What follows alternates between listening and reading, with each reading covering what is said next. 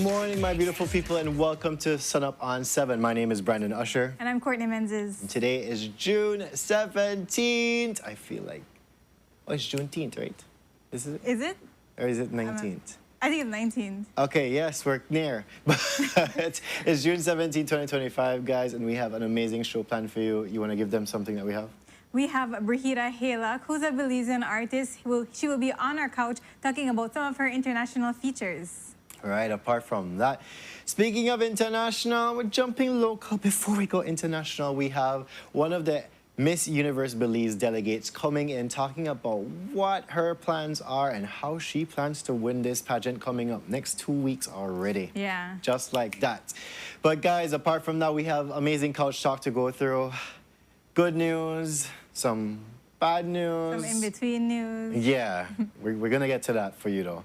But you know how this works. Put your comments in the comment section below. We want to make it lively, interactive, fun, and judgy, but respectful, of course. I did try to practice a lead piece for it now, you know. But yes, guys, shall we get to the couch? Let's fly like a G6 to the couch.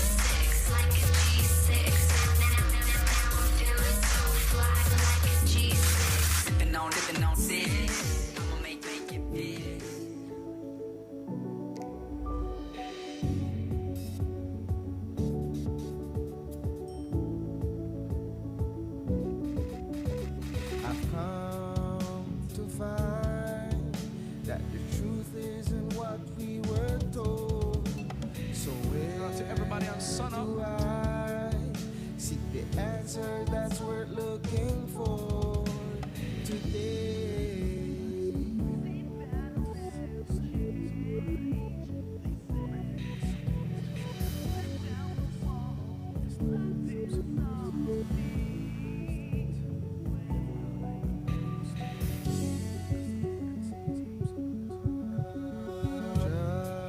Just in time, and he's here to talk to us the about writing appears on the show that we're wall. on right now. Tell me. And I were the first ones to see. And we're going to be talking about the hot shush that has been happening. The world that we see may seem that it'll never change. They say, but if you tear down the wall that's blinding us all, you'll see the way today.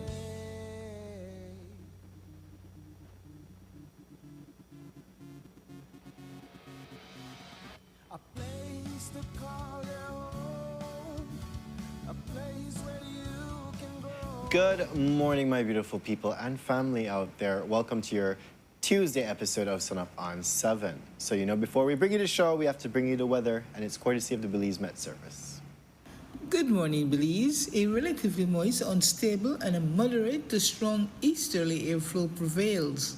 The 24-hour forecast for Belize and her coastal waters calls for sunny skies today with some cloudy intervals, and high temperatures today are expected to reach 86 degrees Fahrenheit along the coast, 92 inland, and 78 over the mountains. Tonight, the skies will be mostly cloudy with low temperatures of 81 along the coast to 74 over inland areas and 68 in the higher elevations.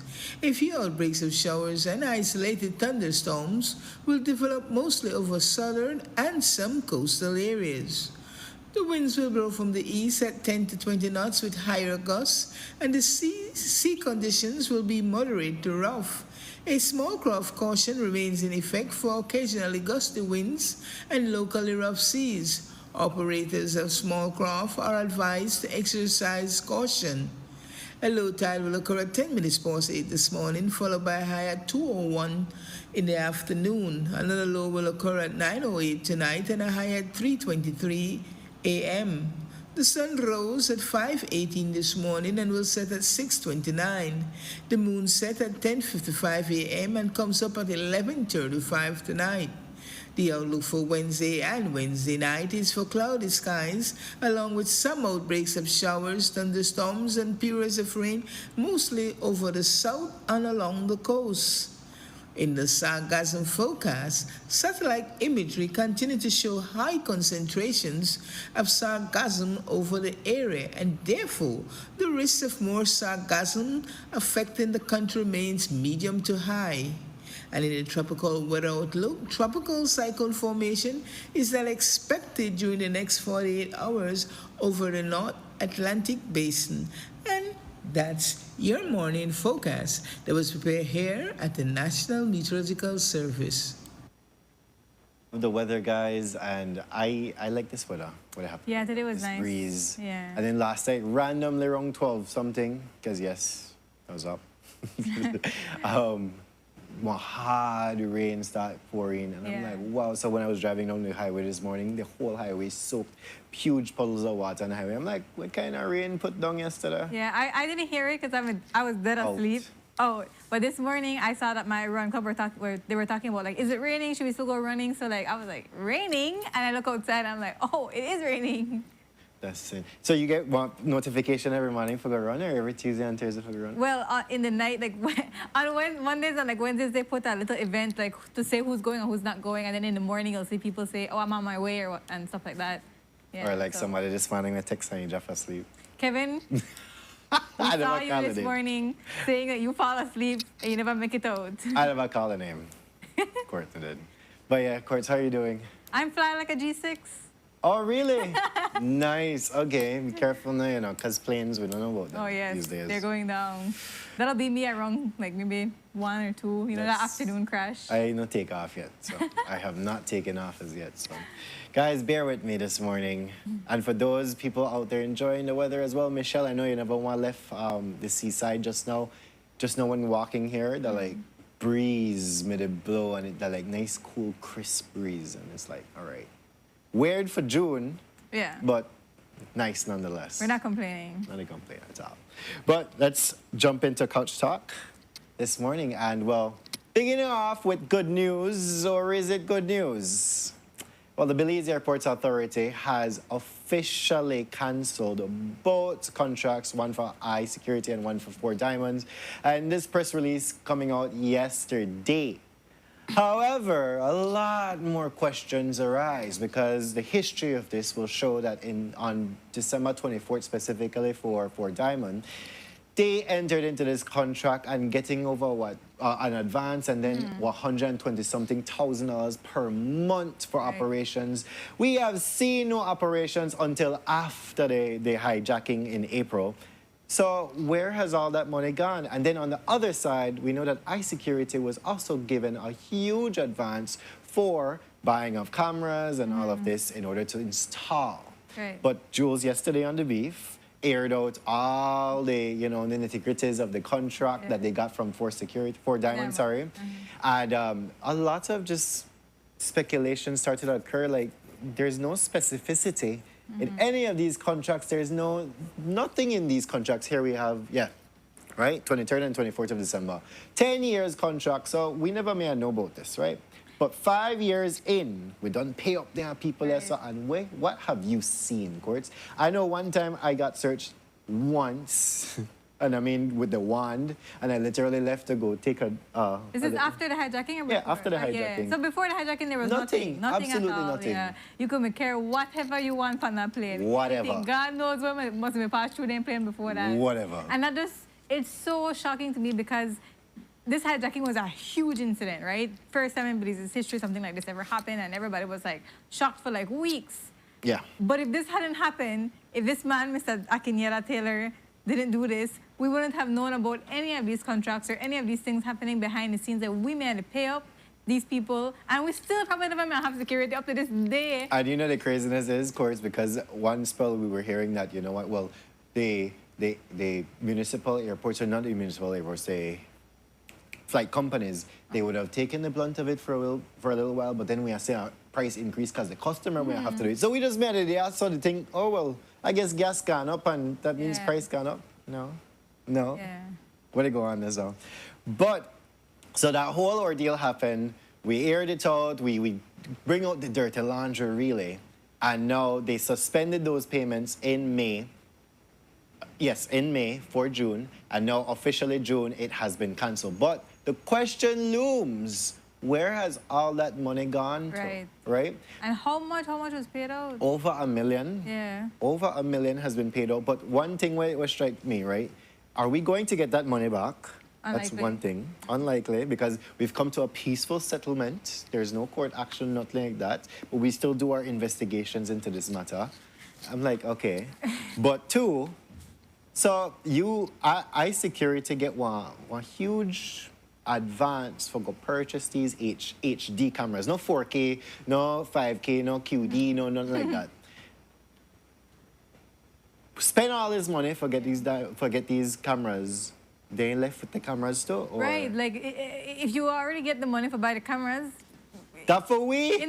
beg the authority hire somebody to install the cameras. So will they remain with the cameras? Will we, the people, get back the cameras? Because it's our money to get paid, you know. Right. Our money to get paid. But we want to know these things. All of this left in just secrecy, and now we're back to status quo.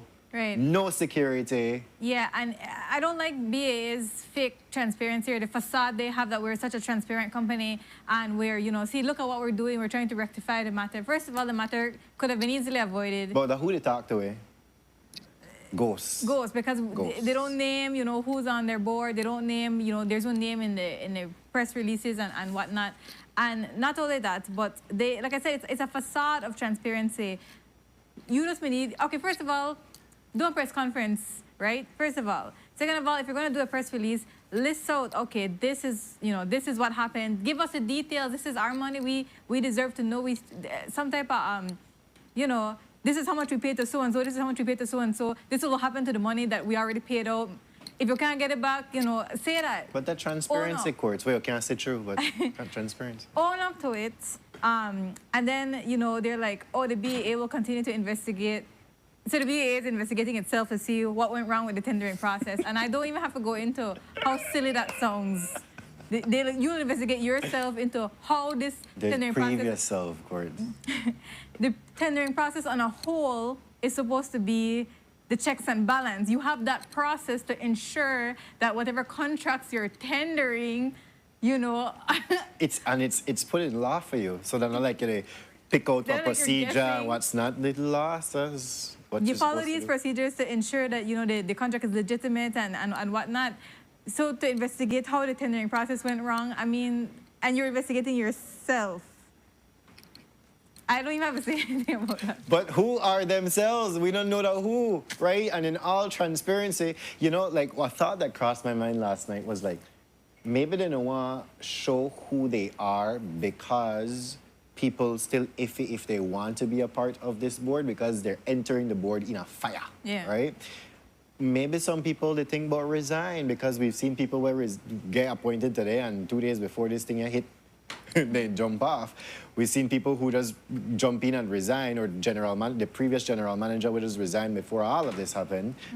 Maybe people up on the board would just can't make up their mind yet, so then they want a solid board before they can expose who the solid board At least name is. the chairman, name somebody.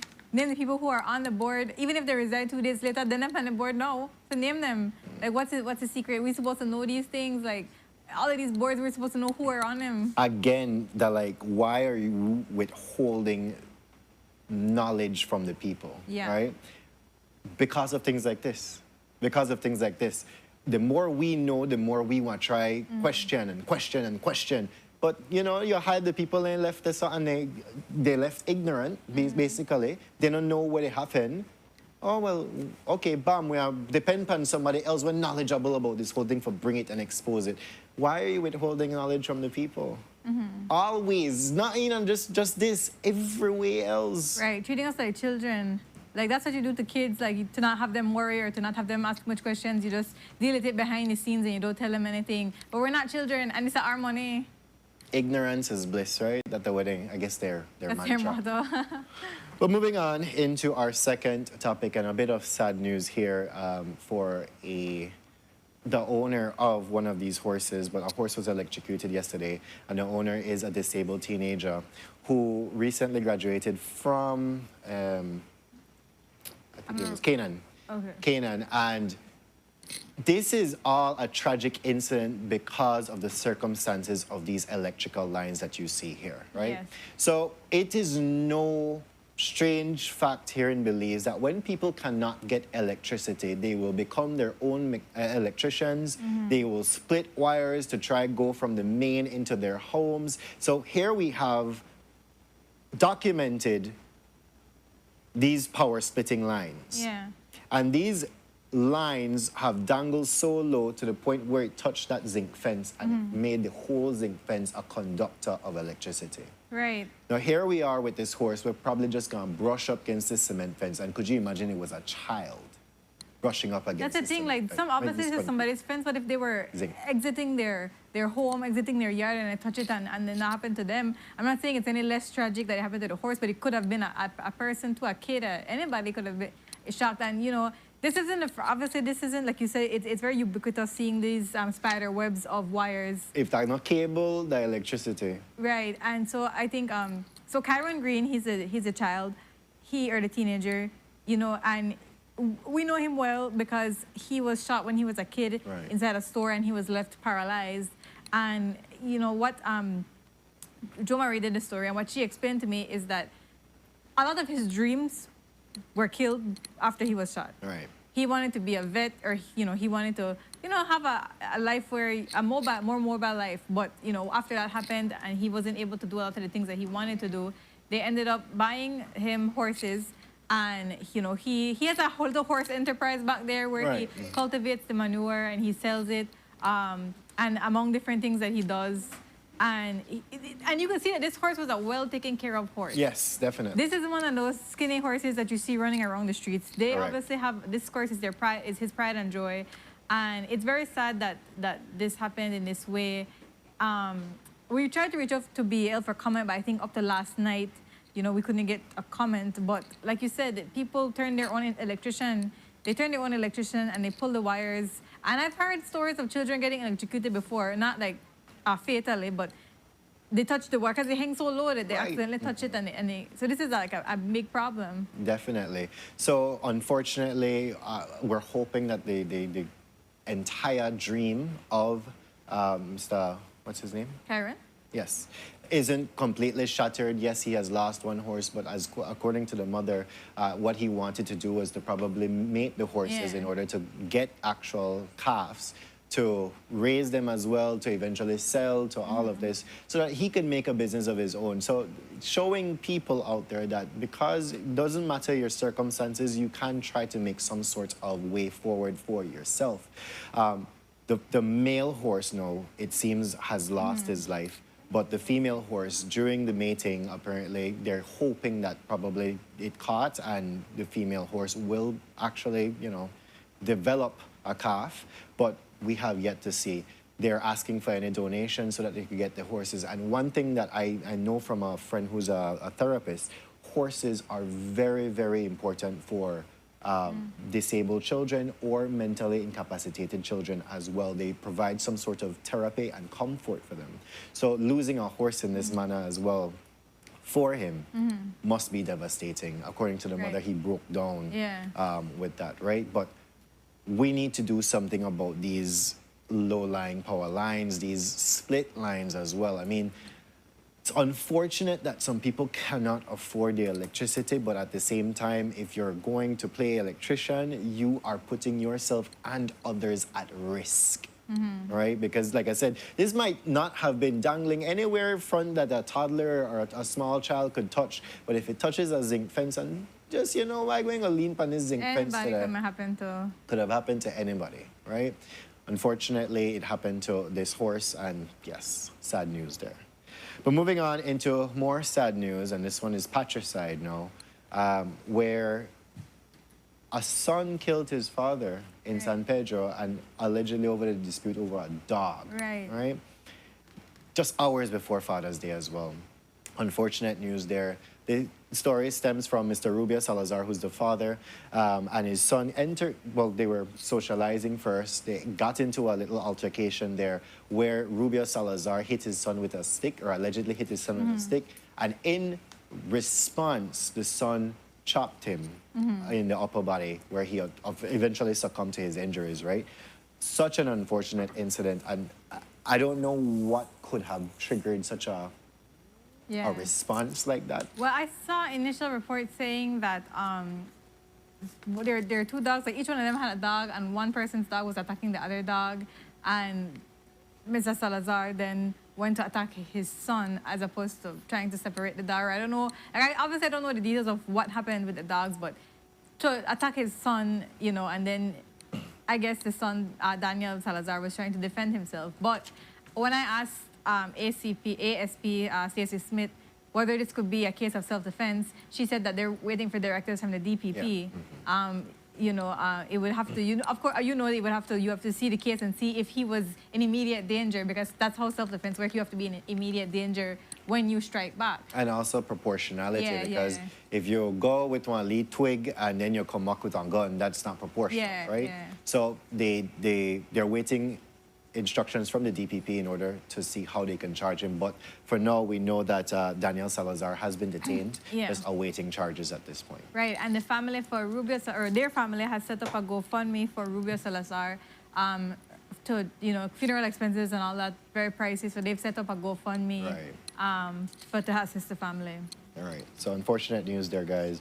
And then for moving on into this update with the cyber attack at the senior courts of Belize, what was shared yesterday from the senior courts is that, yes, everything is up and operating, but some services are being done manually. So if you need to go file and pay for services, they are doing that manually. If you need to go apostille, if you need to go do other court-related or registry-related services, those are being done manually. But for the most part, courts continue. They're either being held virtually or hybrid, where they're in person or fully in person. So we don't have that to worry about anymore. However, still functioning at a little lower capacity than they were before. Some internet access has been granted to them, so some of the courts are fully functional in all, you know, domains. Yeah. Yes, so that's the update with that, and we Right. shall continue with that because they were attacked by some malware that just shut down the entire system. Right, that's an incredible. Was it that the system wasn't properly secured, or what? It was attacked by ransomware, but they didn't pay the ransom, and so they had to rebuild the system back based on the backup, and the backup was only up until April, and it cost hundreds and thousands of dollars to rebuild. So you know, this is an incredibly crazy cyber attack that affected the courts, and having to rebound from all of that, and you know, all of these people who are waiting for their case, are waiting for. So many things happen every day in the court. The courts are hectic every single day, and to see that there's this long delay, and you know, I know that the justice system is trying to clear their backlogs, and they're making lots of progress, and just to be hit with this, it's incredible, and it's interesting to see how they'll try to secure the system now, because... Well, now they apparently built a huge firewall to prevent things like this from happening, which costs hundreds of thousands. Yeah. But we never know with these cyber crimes and cyber criminals out there who want to hold people, you know, or to get into people's systems and all of that. We don't know about that, but it's crazy to think that, yes, a court of that's supposed to be confidential of all things, right? Yeah.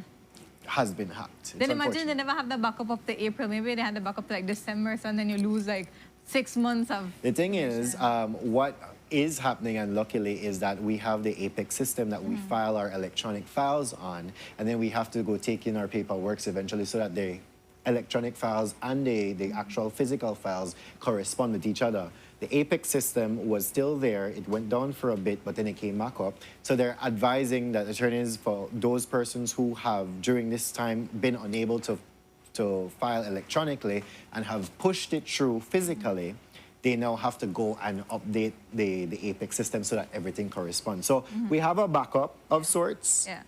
But then the physical files, and everybody was like, for me, one for me, I had to like, okay, can I put this in now? Can I go do this research? No, everything locked down right now. You can't even process payments at this point, and I'm like, wow. So I had to be on a standstill for a while, pushing through work physically, but now I have to go update the APEX system, right? So, yes, let's hope that nothing like this happens again. and let it be a precursor to all government departments out there who deal with sensitive information to protect your systems. Right. But moving on into our fifth topic, and all right, so now we move on into good news, right? We have a Belizean in Taiwan who actually just completed their 4th year in a military academy, and this is Refugee Isagiri, who she gave an interview yesterday on Taiwanese news talking about why Taiwan and why the military in Taiwan, and Yeah, it's so interesting. It's somewhat sort of a very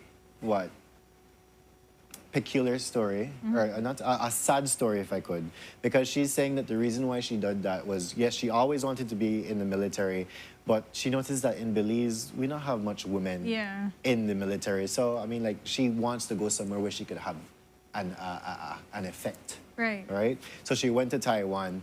And yesterday in that interview, boy, she got off in a Taiwanese. That's I'm like, and it's incredible because she said in the beginning she was very confused and very felt out of place with the Mandarin, with the language, with the culture shock that she was experiencing. And I think all Belizeans who go to study across in Taiwan in the beginning, they all feel that way. And it's not like she's in school and she'll be like, okay, well, I have my 2 years or 4 years of school and then I go back home. No, she's in it for good, and she's like, okay, well, I have to lock in, and I have to learn Mandarin, and I have to, assimilate to the culture here.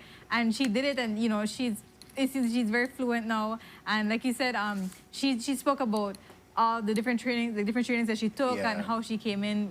She placed very high in some of these trainings and how she trained other people as well. So she's doing really well. She had to fully integrate, and when she became a leader of sorts in the actual academy, she had to be like, okay, I have to induct people in and let them get used to what I'm now used to. So it really was a very high bar set.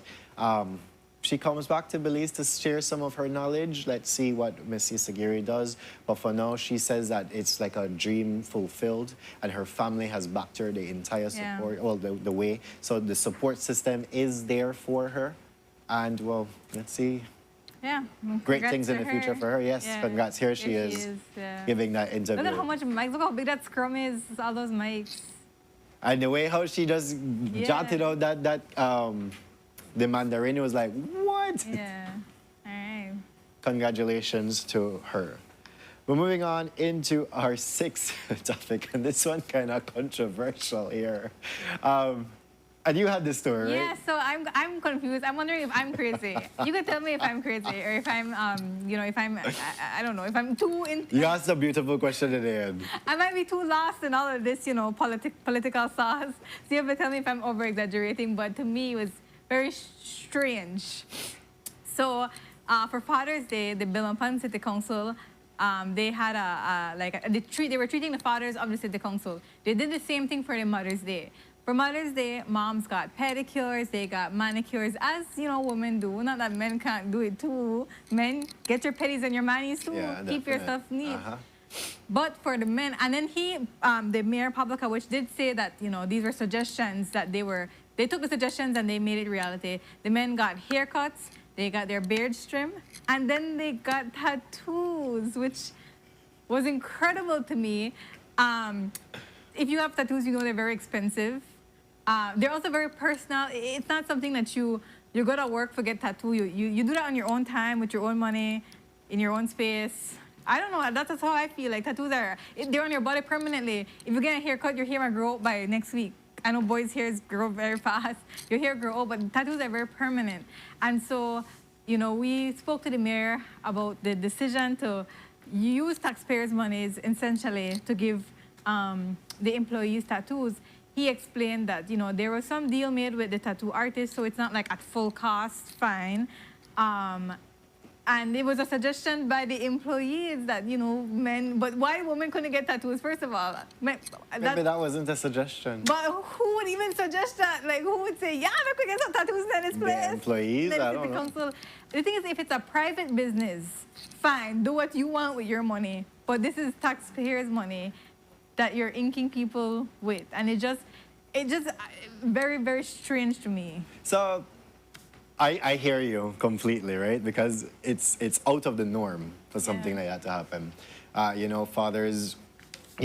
Well, we know the thing about tattoos on a whole, but if you look at it, and like you rightfully said, all right, your hair grows back, your nails Right. have to go do again. By your 3 weeks pedic- in the year, next manicure. Right. But a tattoo is forever. So is it an investment of sorts at a price that, you know what? Maybe I may want to tattoo the whole while, Quartz, and you know what? Here's an opportunity for me to get a heavily discounted tattoo. Or free for me who to get it. But you know what? I want to cherish my children. So I want to get a tattoo right just so. And for dedicate that, right? It lasts forever, right? And big up the people who took advantage of it. I mean, if Jews come and say, yeah, I could do tattoos up in this place, of course I'm going to get a tattoo done up in this place. I'm not going to use taxpayers' money to do it, but... We private, so... Yeah, so it was just very strange. I don't know if it's necessarily good or necessarily bad. It's just in that middle of, okay, that was weird. I think what lends to the shock or the outrage of it is how much money was spent on tattoos, right? And how much money was spent on a whole, both Mother's Day and Father's Day. How much money was spent, because like you said, it's taxpayers' money is being put towards this. I think that would either quell the situation and, that was like $2,000. Yeah. Okay, cool. As opposed to $20,000 or something, right? Yeah. But to each their own with that. I was very conflicted by this story. I'm like, what? This is not a gift for fathers? Like, one bottle of whiskey may be probably more expensive. I don't know. I don't know. And then they had a dinner for them too, or a luncheon or something like that. Too. Probably, yeah. Right. Right, but okay, next Mother's Day, I want all the mothers in the Belmopan City Council to request that they want tattoos. Because why do men get it and the women don't get it? And then the men get pedicures Men and get manicures. pedicures. I agree with that. That question that you asked, and he was like, yeah, I could see that, but that wasn't the suggestion. Men, you're missing out. And Pedicures Belizean girl, why would you want to do that? She's like, so what, next year? Vasectomy? I'm like, wow. Apparently anything else you're getting at the Belmopan City Council, so... Just suggest it, right? I'll suggest more money for me. Or give me the money instead. Right. But guys, we have come to the end of our Coach Talk this morning. Thank you guys so much for joining us, being a part of the chat here. I mean, like, I feel good since I left on this next internet and it load. My comments are loading. Okay. So it was an internet issue. Yeah. Okay. But like, you know, maybe BTL cut me off. I don't know. We never even reached the monopoly and I don't get cut off. But yes, guys, Monopoly is not just a game. We do have a beautiful sunrise here for you. And this one is coming from... Ooh, just so pretty. It's a video. This one is coming from Ronald Stewart from Pumblestone. What about Pumblestone then? I'm not sure. Let me hurry go and do that. Oh, we do have a birthday shout out for Angeline's nephew. This goes to Asher Kukuza, turns 5 today. He's so cute. All right, now put up a picture right now to put up a picture. Yes. Happy birthday to you, Asher. We hope that you enjoy your 5th birthday. May your parents give you all the cake that you deserve, because you deserve it. You deserve it. And all the birthday gifts and everything like that. 5 years old today. What a magical age. I If know, I could right? go back to being 5. No bills, no stress, no nothing. Just big chilling. Man. But yes, here's Asher, little Asher here. Happy birthday again, Asher. Your aunt loves you. Sending out these big birthday shout-outs. You're a celebrity now, boy, because you're on TV, on national TV. So, all your friends want to be hyped up for see you. Make sure you sign your autographs, if it's just an X or whatever. But happy birthday to you. And guys, with that, we come to our first commercial break. And when we are back, I do see the UN Refugee Agency talking about World Refugee Day. We'll be right back with important conversations and fun conversations for you. Coming up.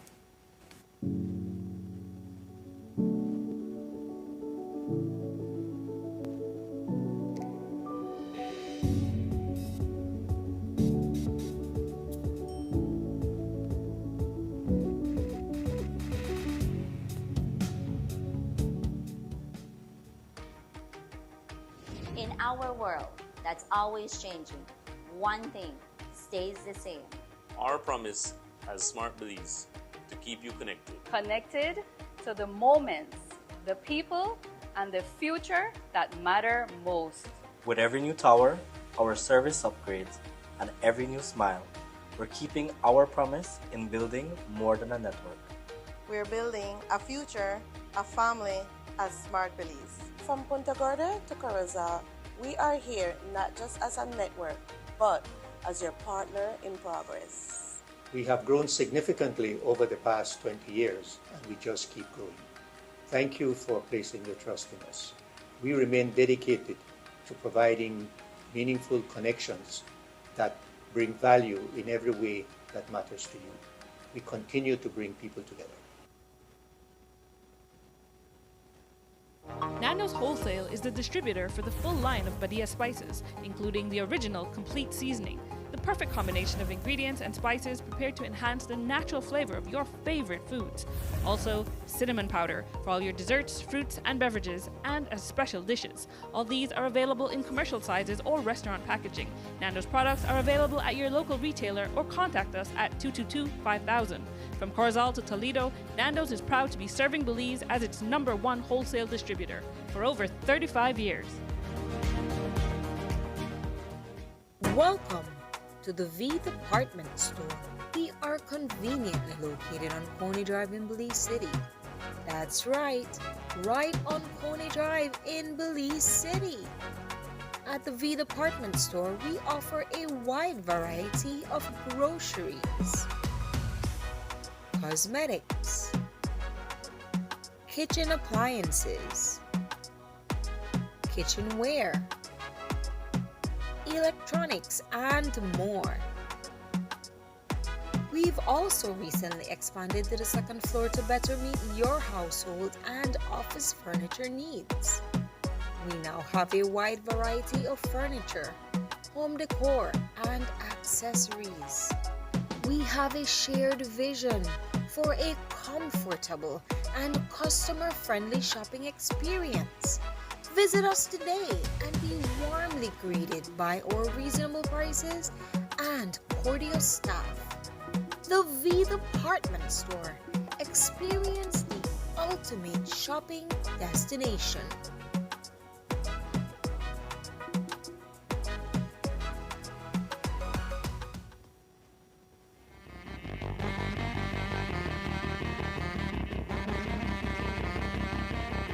Tune into a special edition of Uncut on June 19, live from the University of Belize. I'll be talking to the foremost authority on Belize's economic history, author Victor Bulmer Thomas. I'll be talking with him about Belize navigating a path in the age of Donald Trump. You can come and see it live at the Jaguar Auditorium at UB, or tune into Channel 7 or any of our live streams. Uncut is back June 19th. Join us.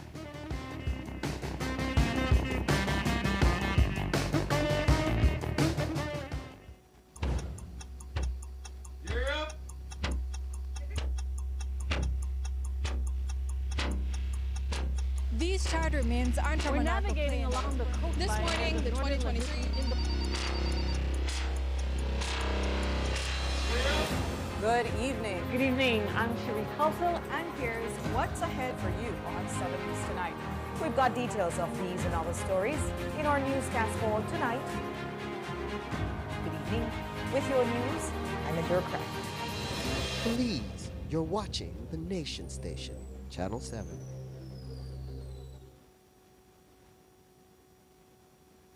Wake up to positivity and inspiration. It's a fresh and diverse twist on your mornings. Tune in to Sunup on 7 every weekday morning at 6:30 a.m. right here on your Nation Station, Channel 7. It's the morning show you don't want to miss.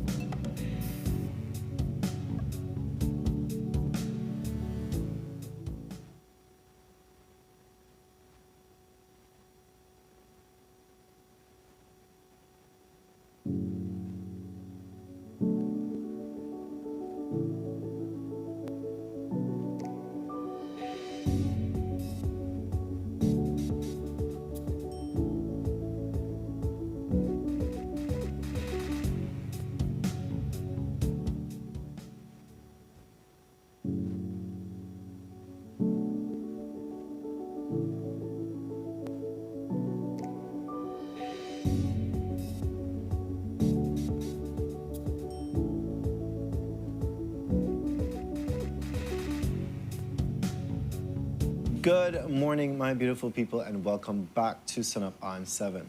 So just before the break, Court and I went through a number of Culture Shock topics, and yes, guys, it ended early because guess what? It's just good news and some in-between news, but we thank you nonetheless for joining part of the chat. All right, but we're jumping into our first conversation this morning, and we're going to be talking about World Refugee Day and what Belize is doing for such. So with us on the couch this morning, we have Mr. Morgan Courtney, who's the United Nations High Commission for Refugees representative, or the UN Refugee Agency, as well as Ms. Juanita Lucas, who's the principal of the Bella Vista Secondary School. So good morning to both of you. Good morning. How are we feeling this morning? Great, thank you. Thank you for having us. Good. So let's start talking about World Refugee Day. If you can give us a bit of history as to what World Refugee Day is about. Yeah, so World Refugee Day is just an annual event that we have that sort of shines a spotlight on this population. Obviously, you know, migration and all of these issues are often in the news, so it's our opportunity to shed a positive light on refugees, their stories, and everything like that. Yeah. Okay. And so are we celebrating with a theme this year, or how are we doing that? Yeah, so this year's theme is solidarity, really sort of shining a light and highlighting the different things that communities, local communities, countries, people are doing in solidarity with refugees. Yeah. Yeah. And so you guys have partnered with the Bella Vista Secondary School. So talk to us about how that collaboration came around. Yeah, I mean, I will actually just defer to Ms. Juanita because I don't want to take any credit for the work that she does in Bella Vista. This is somebody who really saw a need in her community, and you know, in sort of accordance with the theme of solidarity, she really just you know, rose to the occasion and figured out a way to support refugees and asylum seekers in Bella Vista. So Ms. Juanita, as principal of the school, tell us more about how your work in the community has affected refugees. Yeah. Good morning. Morning. A pleasure being here. One of the goals of the Refugee Act is to integrate, especially children, families and children, within the Belizean society. So when they come in, their life continues. So we serve a migrant community. Bella Vista is nestled within a migrant community in the Toledo district. Our school is a new school. I guess it's one of the newest, if not the newest, in Belize. It's the Bella Vista Government Secondary School, 3 years and a half. And as an experienced teacher, I know my community. And so we serve the children of the nearby communities, starting with Bella Vista, Bladen, Trio, San Pablo, and it is easy to note the background and the needs of our students. So refugees come with their legal status. So registration time, they come, we see their stamps because we do require their immigration stamps Okay. or their passports, birth certificates. And so I was able to see that the need for us to embrace refugees was there. And again, my experience teaches me that education, all the children have a right to an education. It's not a maybe. It is they're here, the institution is here, let's welcome them. And that's how we started that initiative. Later on, through Humana, People to People, UNHCR, they are the force behind all the good things that happen to refugees in Belize. So we started the very good collaboration. And we do have lots of success stories of children who easily integrate. The first is, of course, the language barrier. You know, Yes. someone who comes from Honduras, the mighty language barrier. But because we serve a migrant community, Spanish is spoken in the community. And so they feel, you know, they feel at home, they feel relaxed. And within the school system, within the school setting, then English is the language of instruction. So they start their challenge, they start their journey. And children are wired to be multilingual. So they move at their own pace. Some have more difficulty than others, but that's where we have a very supportive staff, teachers who care, who are there, and we do have different intervention lessons and plans after school sessions. So we keep the pace. The challenges of the refugees aren't different from the challenges of Belizean children in that area. So I like to use the word integration. Right. Because they become part of our school culture, they become part of our school enrollment, they participate. Their fares are similar to the fares of the other children who do have Spanish as their first language. So it's just an integration of the experiences that the children can have at our school. And we are amazed with the results. We are really, really amazed with the results of what school education can do for the life of a child. And actually our motto is transforming lives. So we are seeing that evolving in a positive way right in front of our eyes. And that's what keeps us motivated to do more. Right. And so on Friday you guys are having the football tournament in collaboration? Actually. Tomorrow. Okay. Right. So talk to us about, it's the students who will be involved in that? Yes.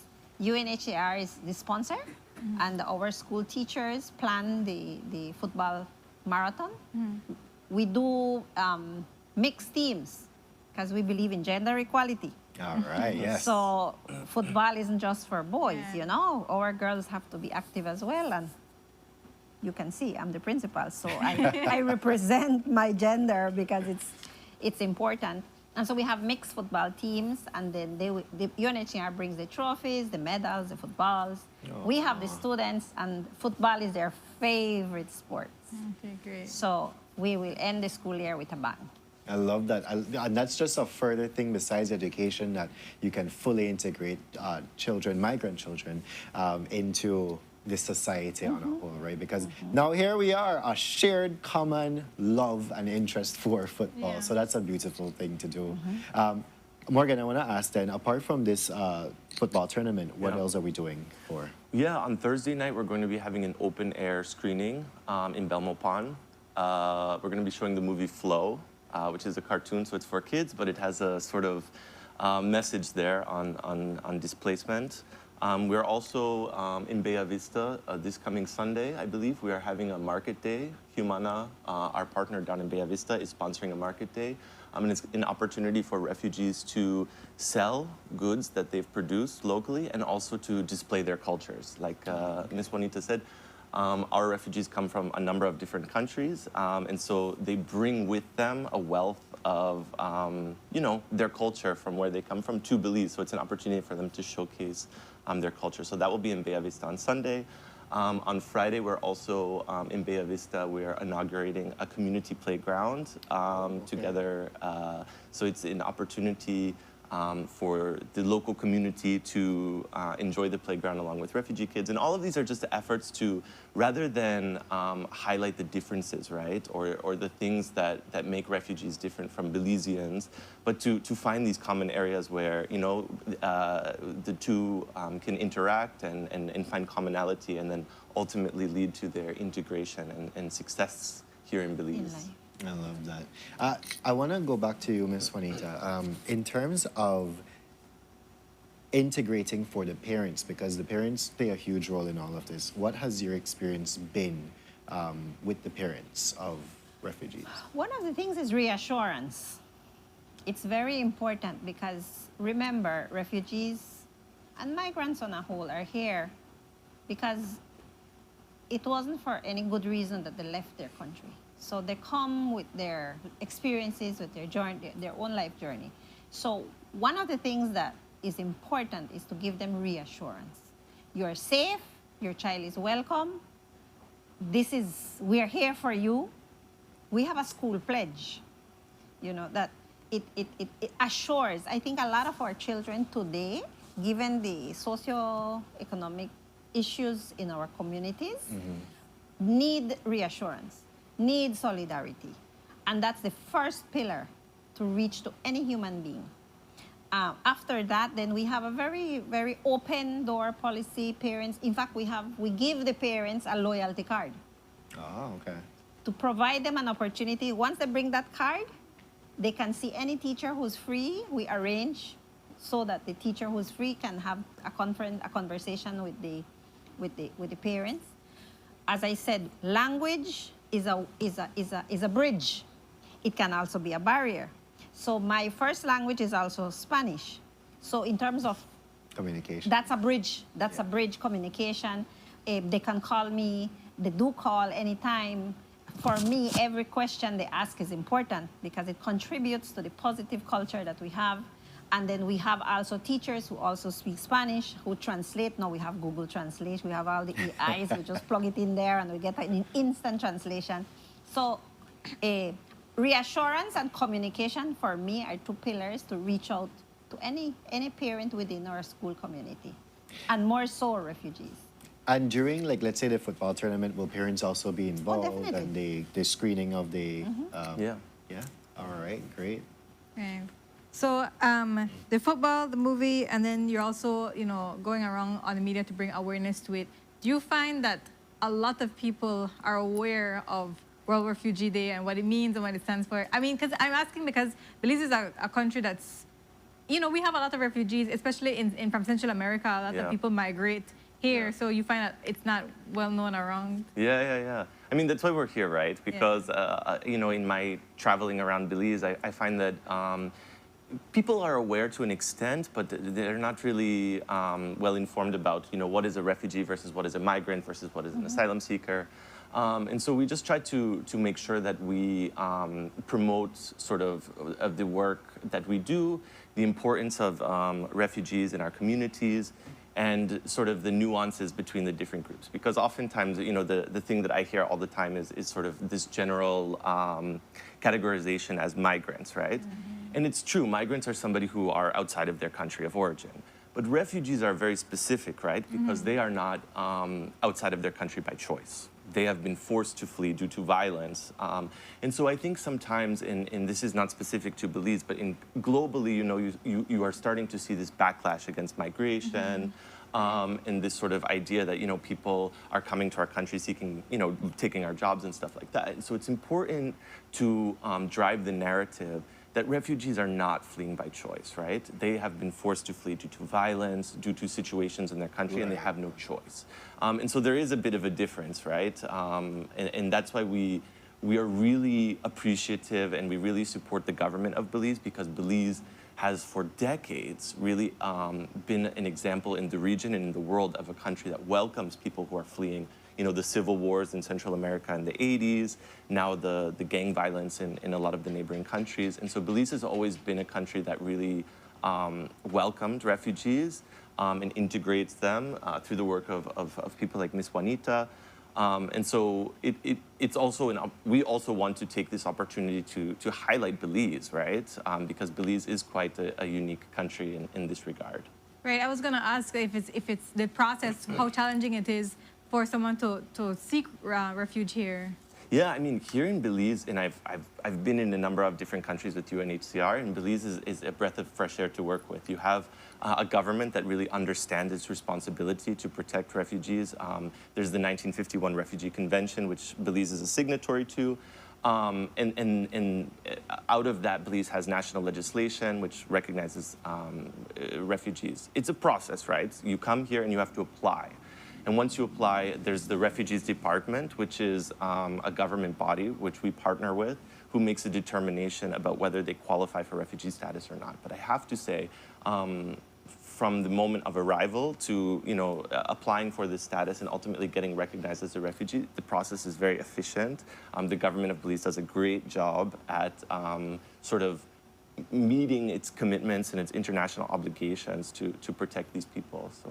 So how can the public get more involved in any of this, in World Refugee Day or just in general, helping refugees to assimilate to Belize? Yeah, I mean, I think this is a really good question, and this is something that, you know, is really critical. And I really do have to say that in my experience in Belize, it is quite a unique country and that it's already quite multi-ethnic. You have people from all over the world, and it works somehow. I mean, this is really impressive, and I have to say, I've been all over the world, and this is not the case everywhere, you know? When you see this ongoing amnesty process, this is a government that's willing to look at people who might have irregular status and say, okay, what can we do to integrate you into Belizean society? And so I think Belize is already 10 steps ahead. I think the people, Miss Juanita is showing how Belizeans, everyday Belizeans really rise to the occasion. But I would say, I think it's just understanding that people may be from a different country, they may speak a different language, they may have different cultural practices. They may seem a little bit weird, but you don't know what their backstory is or what they're coming from. And so just to, maybe be a little bit more understanding, support them, make sure that, because ultimately, this perception that refugees come and they sort of take jobs, they take resources. Ultimately, if they successfully integrate, if they get educated, if they get trained, if they learn the language, they will contribute to society because they also come with skills, with different talents from their country of origin. So it's really, I think, to just, to the everyday Belizean, show solidarity, show understanding, like maybe your neighbor or your classmate or somebody was forced to flee because of a horrific situation in their country of origin. So just be understanding, don't automatically assume anything about anyone or that they are a migrant or something like that. Yeah. All right. So as we're coming to the close of this conversation, I want to ask us, is there any final words from both of you? I mean, for you, Miss Juanita, invite people to come to the football tournament tomorrow. I believe it's tomorrow, right? Yes, the football marathon is tomorrow. One of the significant measures our board initiated, excuse me, is when we became familiar with the context of the school. Remember, we are a new school. Right. So we did a lot of planning was to ensure that all our students had access to secondary education. And we started with the same school fees applied to all students. Okay. And I think that caught the attention of UNHCR. They came to us asking, how is it that you can provide that support? And I said, well, it's like we know the livelihood of the people in this area. They're the least who have. And Saturday, I was at San Pablo visiting homes because I like to know what are the experiences of my students, because asylum seekers, refugees, I see a light that I would like to see in all my Belizean children. I see the light that they are the ones who have the least absences at our school. They are the ones who value the opportunity that they have, which is a golden opportunity to have access to a secondary education. And it's something that caught my attention. This experience is the first of its kind in me working with refugees. I have taught in other districts before, and this is the first experience, and I can see that it was a unique one. It caught my attention. And so as a leader, I was able to liaise with the board and ask them for that extra support. And I am so pleased. So since then, we collaborate with UNHCR, we collaborate with Humana People to People, and it's like the common denominator for all of us is the integration of families within the Belizean society and equip them with the skills, lifelong learning, the skills that they need to find their rightful place in society. And we are more than happy, more than delighted to support these families. I love that. And for you, Morgan? No, I guess I'll just conclude with thank you for having us, and thank you to the people of Belize. Keep up the good work. This is really a model in the region and in the world of successful integration and welcoming displaced people. So I just wanted to take the opportunity to highlight that. All right. Thank you. Thank you guys very much for joining us here on the couch today, and happy World Refugee Day on Thank you. Friday. Thank you. Thank you. So with that, guys, we go to our next commercial break, and when we are back, we're diving into more conversations for you. We'll be right back. Stay tuned.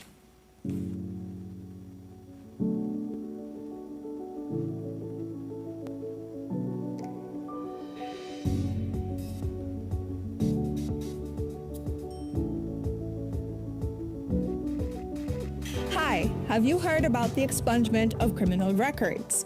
Well, as of August 1st, 2024, the Criminal Records Rehabilitation of Offenders Act allows for you to apply to have certain criminal charges permanently erased from your record. Isn't that amazing? So, what makes you eligible to apply for expungement? The offense must qualify for expungement based on Schedule 2 and 3 of the law. You must meet the applicable rehabilitation period. This is the time period you must wait before you can apply. The applicant must not have any outstanding matters or have had any other convictions during the rehabilitation period. You can qualify for automatic expungement for certain first-time drug offenses, as well as COVID-related offenses. So, what are the benefits of expungement? Well, it broadens employment and educational opportunities that a criminal record would normally hinder. It gives you a peace of mind away from the stigma of having a criminal conviction and provides you with access to services that may be otherwise restricted. If you have a past criminal conviction, here's what you can do to get it expunged. First, verify if you qualify for expungement. Then, prepare the application package. Each package consists of 2 forms. Applications are available countrywide. You then make a non-refundable payment of $100 at your nearest Treasury Department and finally submit the package and payment receipt to any Ministry of Human Development office countrywide. Note, applicants will receive a notification within 90 days to see if their application was approved or denied. So, if you are interested, visit any Human Development office countrywide, any magistrate court, or the Ministry of Home Affairs office in Belmopan. For more information, you can call 227-2716 or you can WhatsApp 613-0343.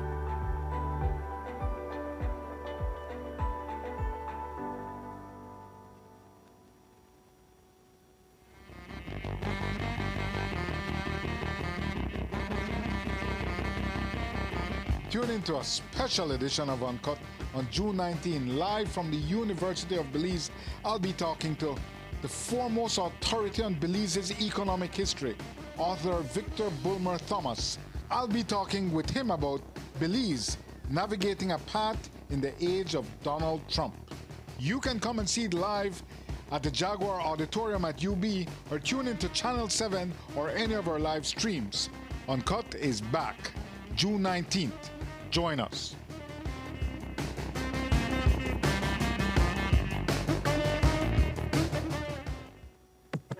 Mars Production, Smurf and Clark's Entertainment present Fashion and Brunch, the all-inclusive brunch and liquor yacht party, Sunday, June 22nd, 2025. Music by Firestarter, DJ Fingers, Smurf and Clark, DJ Cad, DJ Sambo, DJ Console, Alliance Crew. Set sail 10 a.m., return 3 p.m. from the Fort George Pier. Drink and eat free on board. Pre-sold tickets are only $175. More on the day of, if available. It's Fashion and Brunch, the all-inclusive brunch and liquor yacht party, Sunday, June 22nd, 2025. Setting sail from the Fort George Pier. All I want is one piece of wine, darling, yeah.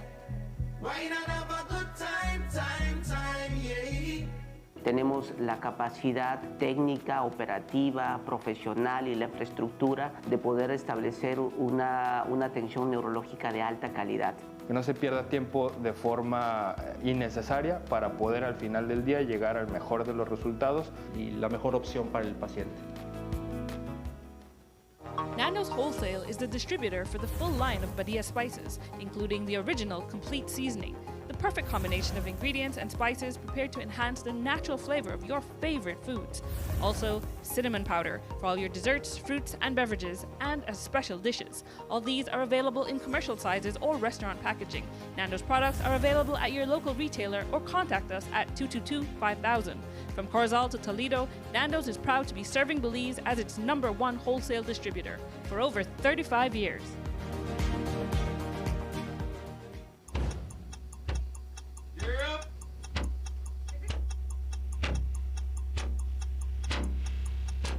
These charter mints aren't from We're an navigating airplane. along the coastline. This morning, the 2023 in the Good evening. Good evening. I'm Cherie Culsel, and here's what's ahead for you on 7 News Tonight. We've got details of these and other stories in our newscast for tonight. Good evening. With your news, I'm Endure Craft. Please, you're watching the Nation Station, Channel 7.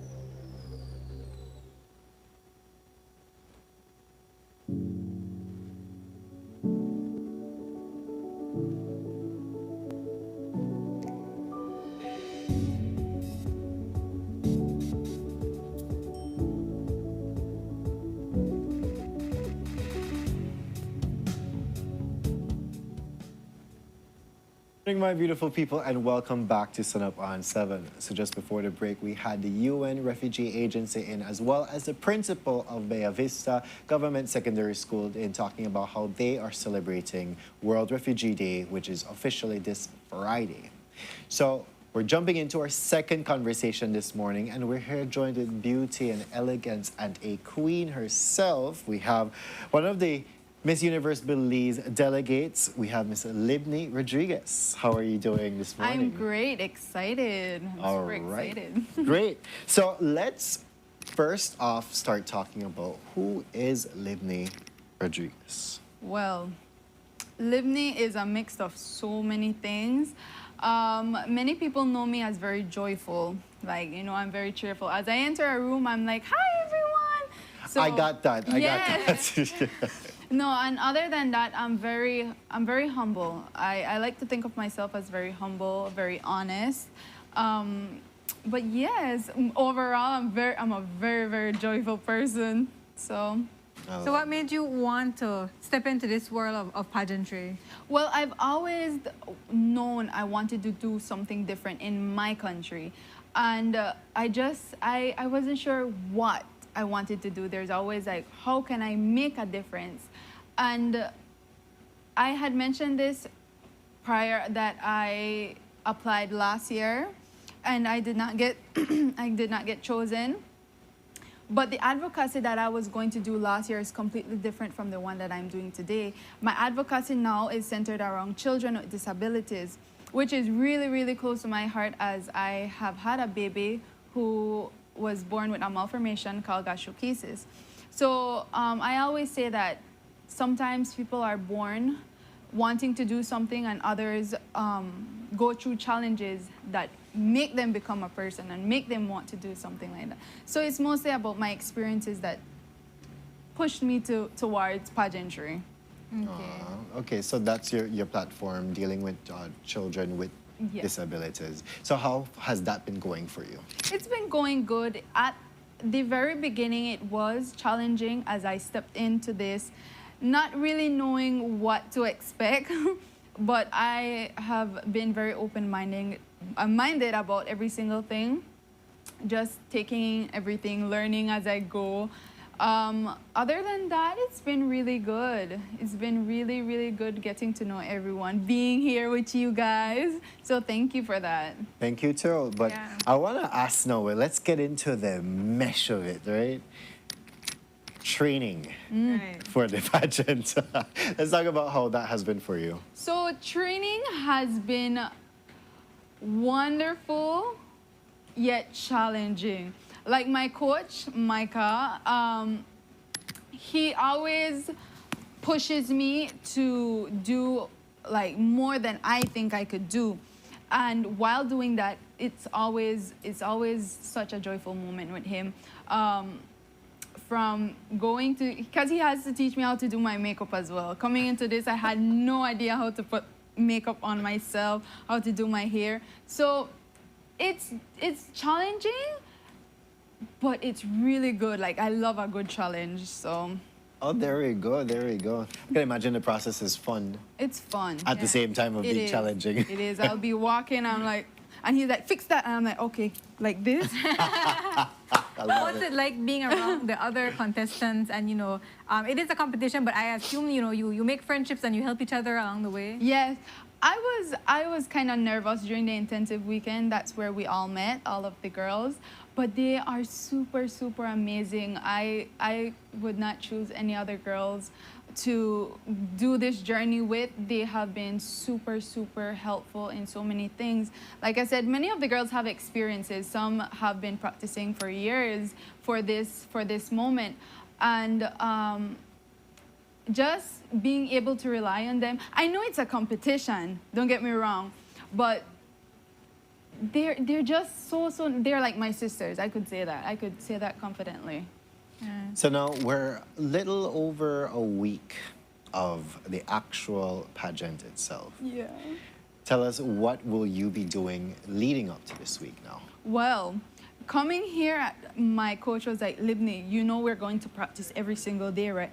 I'm like, well, no, but I have so many practices I have to catch up on because I had a lot of events that I had to attend, and that kind of hold me back on practicing and stuff like that. So it will be a lot of practicing, no kind of rest actually, because I want to do my very best. I want to, as I step on that stage, everyone is like, wow, that's Libni. Oh, nice. So is there any part of the pageant that you're most looking forward to? Yes, I'm looking forward to the evening gown. Like, you know, I have already gotten my dress and it fits me so, so good. And I'm super excited to see what all the other girls are going to be wearing. Ooh, all right. What about I know a lot of people, they're nervous with the questions and the answer part. Is that something that you find yourself, that you need to practice more? Definitely. I have always said that one of my biggest struggles is definitely the way I speak. It has never been something strong from me. Like, you know, I've always had trouble when it comes to the way that I speak. But with practice, I know that, like, you know, I will become better. So that's the thing about speech and answering those questions. Yeah. You could keep practicing, Yes. but on the Yes, actual that is night, true. you don't know what question you're going to get, and it's like, ooh. Yeah. How do you feel like you have thus far prepared for what is randomly asked of you? All right, so at home, my mom likes to, on random occasions, my mom is like, Libni, if da-da-da-da-da, and she would ask me a question and I have to be fast with it. And sometimes I'm like, Mom, I'm not ready. And she's like, but you have to be. Like, you have to practice. So that's something that, like, you know, keeps me on my feet every time. And same thing with my coach. He's always like, he can be doing my hair and he's like, okay, Libni Rodriguez. And he'll ask me a question and I'll be like, but I wasn't ready. And he's like, but you have to be ready. Like, you can get any questions at any time. So You have your support system on lock, Mama. Yes, it's there. So now I want to ask the question. Pageant night is over. You've won. What's next for Libni Rodriguez? So I have a lot planned actually. A lot of people had mentioned why choose Miss Universe Belize organization. And I truly believe that it opens so many more doors. My advocacy, like I said, is centered around children with disabilities. So I really want to open a program that will help these children, both financially and the mothers emotional-wise, because while I was in the hospital, it was really, really difficult for me. Being a first-time mom to a baby that I couldn't even hold up until 18 days after his birth.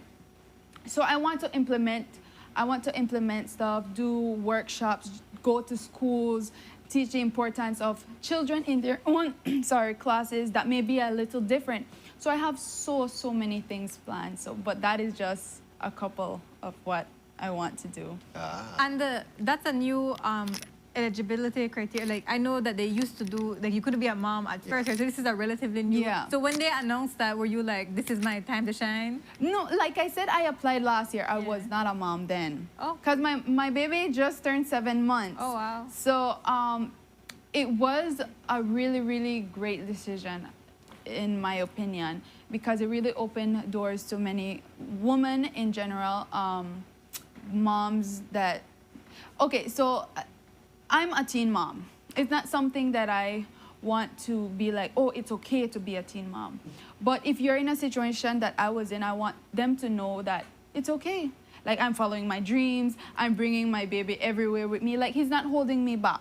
So I really appreciate the whole Miss Universe, like, foundation for just opening doors to people like me. And yet, last year we had a lot of mothers joining. We had persons above the usual, what would have deemed the usual pageantry age. We had Miriam, right? Who was and then we had Halima, who's married. I think you couldn't be married before. And with child. Yeah. So we're seeing them be more inclusive, and we're glad you can be a part of it. Is it especially difficult having an infant while managing all this intense training?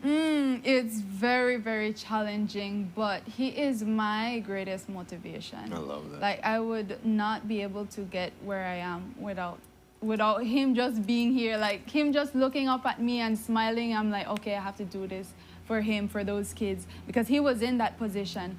Like, you know, I do believe that each child deserves love, support, and equal opportunities. So I just want to use this platform to be the voice for them. I love to be the voice for their families, like, you know. So I could imagine your coach being like, no, you have to walk with him in your hand. Yeah. Keeping your posture and everything like that. Yeah. Like the other day we had a shoot that I will be posting tomorrow, so I hope you guys should.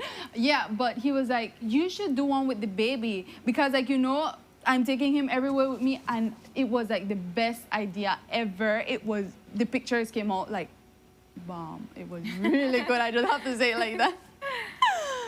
So people can keep up to date with your photo shoots on your social media. So yes. Tell us your social media handles. All right. So on Instagram, you can find me on Lib Ale Rod, because my full name is Libni Alejandra Rodriguez. On Facebook, you can find me on Libni Rodriguez. On TikTok, Libni Rodriguez. And I do post a lot of content. So I'm like, you know, I'm always posting something different. So I try to engage with the audience as much as I could. Great. So, and people can, you know, show their support in that social media platform. I know Miss Universe usually has a social media aspect of it. Is there something that people can do specifically to help boost you? Definitely. We are actually having a popularity vote. Okay. And all you have to do is message 3444. So 3 and then three fours, yeah. And you have to message Libni, just Libni. And that is a way of helping me. It's small for you. It might be small for you, but it's a huge, like, you know, push for me. So if you want to help, you guys can do that. And you guys can also follow me on all my social media platforms. It will help me a lot. So I have actually put that in the handles in the chat for you guys to go and follow Libni here. But I just want to read out this comment that somebody said, love this young lady, well-spoken and confident in her presentation, but refreshingly also humble. Not an easy balance to strike. Yeah. We can look forward to valuable contribution from her outside of beauty competitions as well. Thank you. Thank you so much. You're getting your flowers in here, right? But, all right, as we're coming to the close of this segment now, is there any final words that you want to say to the people of Belize? Well, my people of Belize, I just want to thank each and every one for supporting me from the very beginning up until now and up until the stage. And even after that, one thing I do love about, you know, my Belizeans is that they are always going to be there for us. And I am just super, super grateful for each one of you. So continue supporting us. Not only me, you guys can go and follow the other delegates. So thank you. And just a quick last question for me, sorry. If anybody wants to help and be a part of your foundation, how can they go about doing that? So you can just message me on Facebook or Instagram. I normally reply really quickly, as it is something that I am very, very passionate about. After this, I'm actually going to be going to the KHMH hospital because I have a couple donations that people actually sent to me. Oh, wow. Yes, a couple of them wanted to stay anonymous, but, like, you know, it's really nice seeing that people can come together and help those who they don't even know or they can't even see. And so if you want to help these baby out or these mother, whether financially or just sending Pampers, sending clothes, anything at all, just reach out to me. I will answer as quickly as I can, and it will be a huge, huge help for them. Great. So, awesome. So June 28th. That's it. June 28th. June 28th. Buy your Get tickets. your tickets, yes. And you can see Livney and the other delegates grace us across that stage, and we'll see who will be crowned our next Miss Universe Belize. All right, and with that, guys, we go to our next commercial break. You said it tongue twister there. Our next commercial break. And when we are back, we're going to be talking art with Brahida Haylock. Stay tuned. We'll be right back.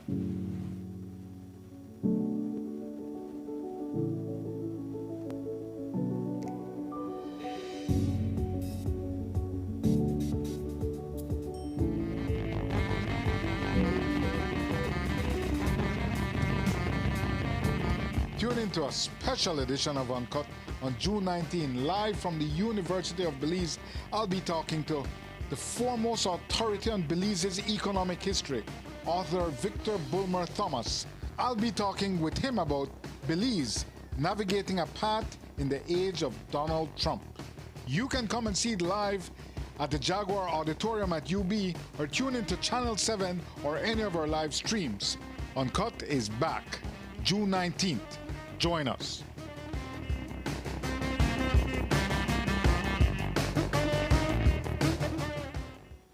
Nando's Wholesale is the distributor for the full line of Badia spices, including the original complete seasoning, the perfect combination of ingredients and spices prepared to enhance the natural flavor of your favorite foods.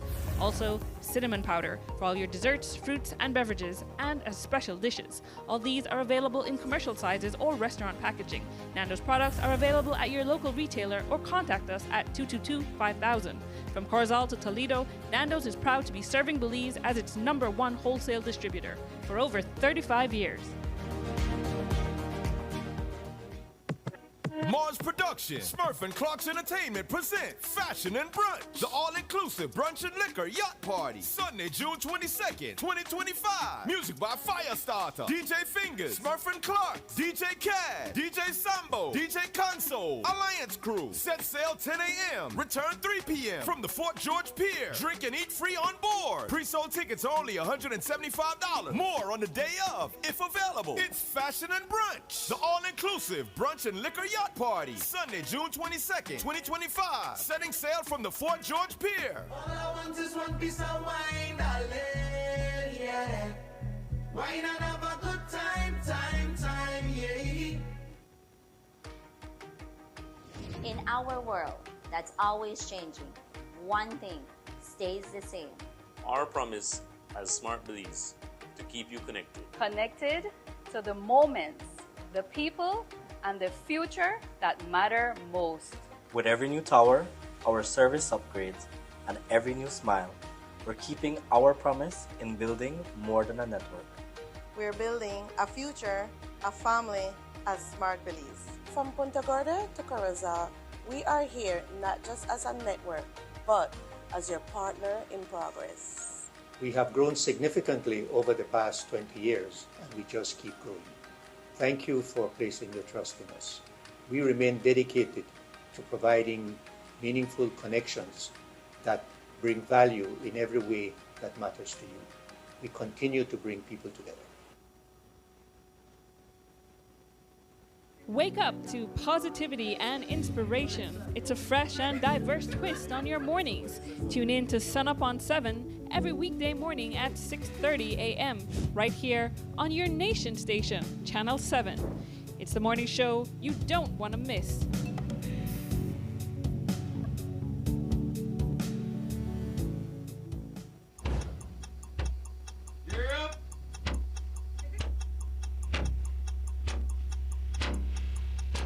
These charter remains aren't from We're an navigating airplane. along the coastline. This morning, the 2023 Good evening. Good evening. I'm Cherie Halsell, and here's what's ahead for you on 7 News Tonight. We've got details of these and other stories in our newscast for tonight. Good evening. With your news, I'm Adore Craig. Please, you're watching the Nation Station, Channel 7.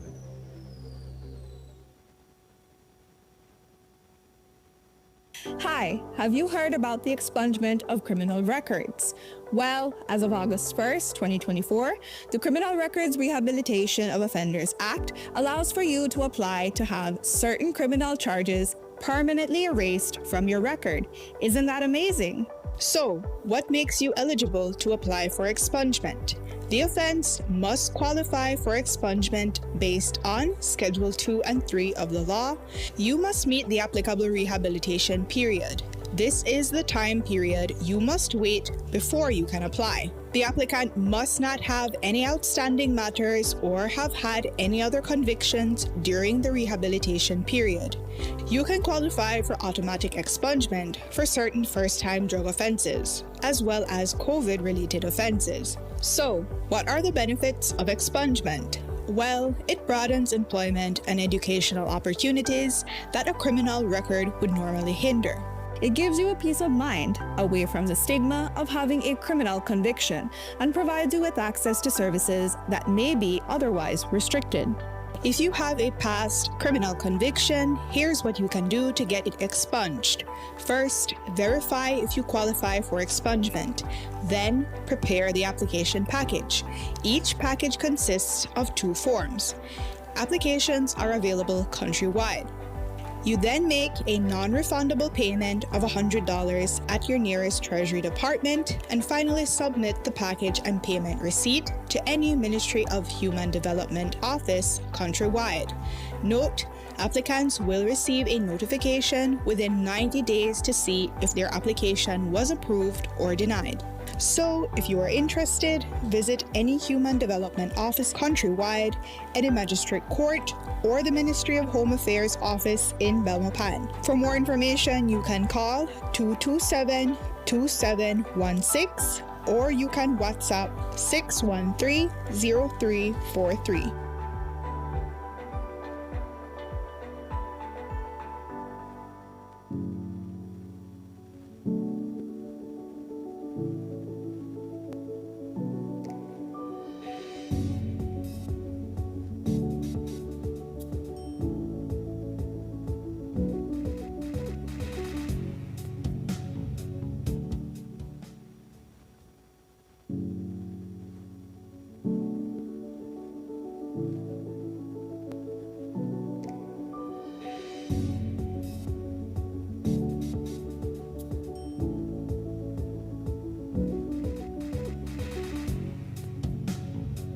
Good morning, my beautiful people, and welcome back to Sunup on 7. So just before the break, we learned how to pose with the Miss Universe Belize delegate, Amy Rodriguez.